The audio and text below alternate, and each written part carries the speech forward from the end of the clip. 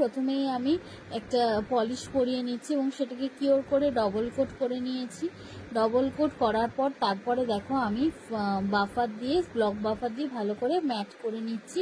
Mat করার পর same colour দিয়েই আমি এখানে দেখো লাইন্স করে নিচ্ছি। যেরকম খুশি ডিজাইন করা যায়, আমি এখানে জাস্ট একটা লাইন্সের মতন করে তার মধ্যে এখান দিয়ে আমি ড্র করব ডিজাইন।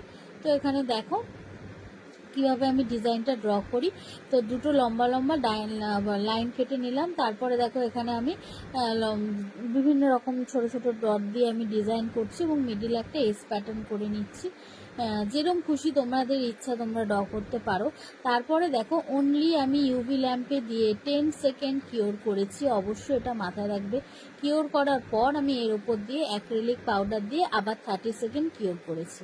ক্লিয়ার অ্যাক্রিলিক পাউডার দেওয়ার জন্য দেখতেই পাচ্ছ পলিশটা কিরকম 3D এফেক্ট হয়েছে। এই আর্টটা কিন্তু খুবই সুন্দর লাগে।